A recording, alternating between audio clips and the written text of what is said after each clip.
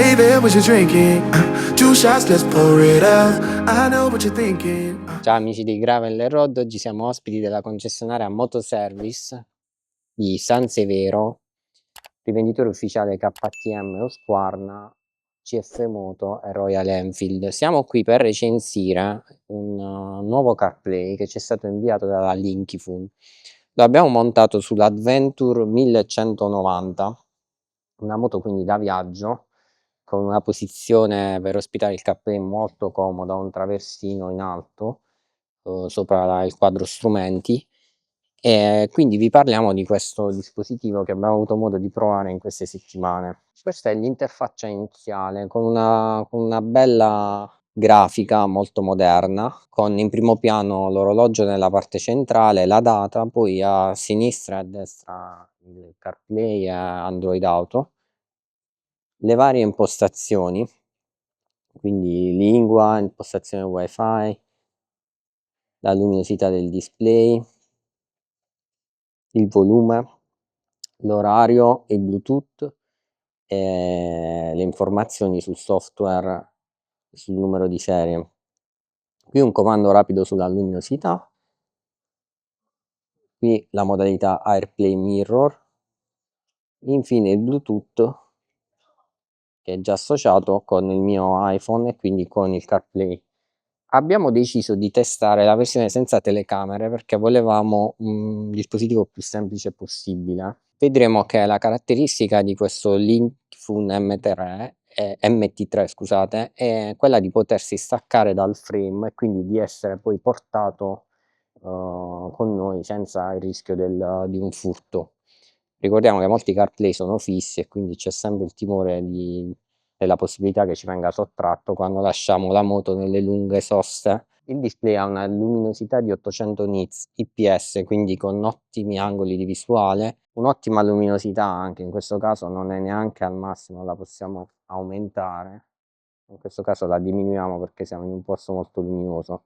Non ha il sensore di luminosità integrato, quindi dobbiamo gestirla noi manualmente. Per il resto le funzioni sono le classiche di un CarPlay, quindi con le mappe, la gestione della musica, la gestione dell'interfono che avviene direttamente tramite il casco.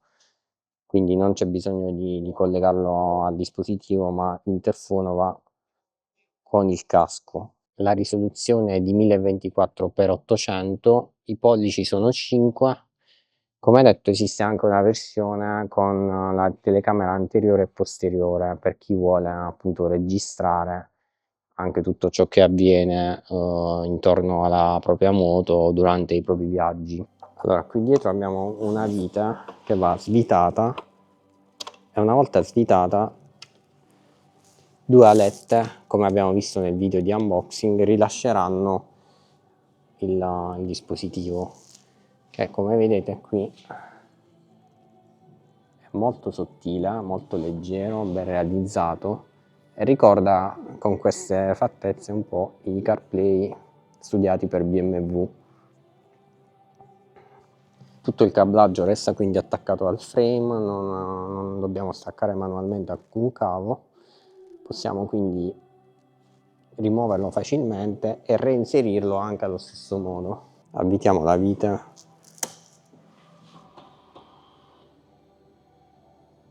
e siamo pronti di nuovo a partire.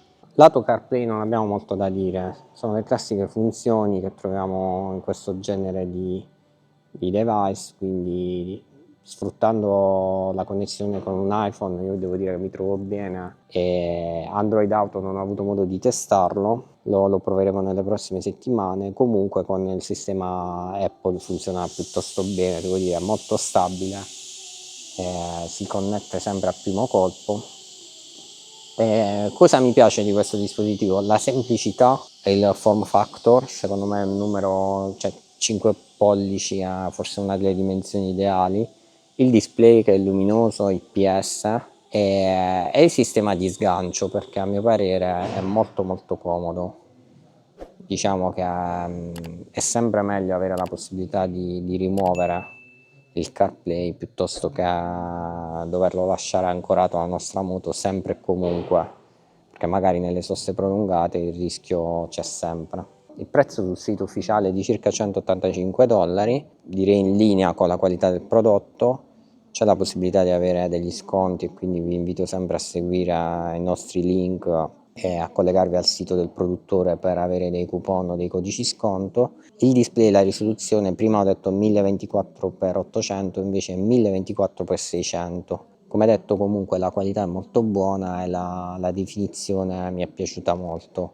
In confezione, come abbiamo visto dall'unboxing, troviamo anche una staffa per montaggio su manubrio universale. In questo caso è stato adattato a, diciamo, un supporto KTM già studiato per questo tipo di moto adventure. Vi ricordo che per qualsiasi domanda o informazione potete scriverci nei commenti. Per qualsiasi richiesta, curiosità su questo modello, su altri prodotti che recensiamo, potete contattarci sia sul nostro sito gravelroad.it sia nei commenti dei nostri video su YouTube. Vi ringrazio per averci seguito, un saluto a tutti e alla prossima. Ciao ragazzi, ciao a tutti. Ed eccoci qui nella prova su strada sul nostro KTM. L'abbiamo utilizzato per diverse settimane e devo dire che si è mostrato affidabilissimo. Schermo sempre ben visibile, lo schermo risponde molto bene al touch. È una diagonale giusta, non esagerata. Come vedete,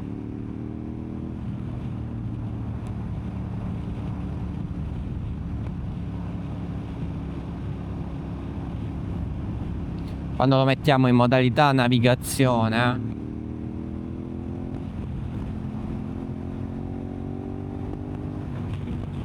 abbiamo una giusta dimensione del dispositivo.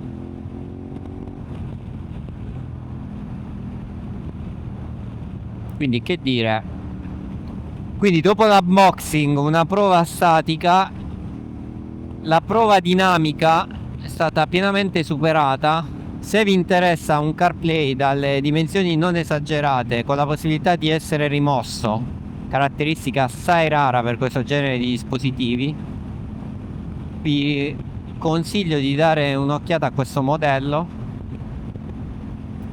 Per informazioni scriveteci nei commenti per qualsiasi info, dove trovate anche il link per procedere all'acquisto. E se anche voi l'avete provato e volete raccontarci le vostre impressioni, mi raccomando, commentate questo video, iscrivetevi al canale. Un saluto a tutti e al prossimo video. Ciao ragazzi e grazie a Linky Fun per averci fatto testare questo bellissimo CarPlay.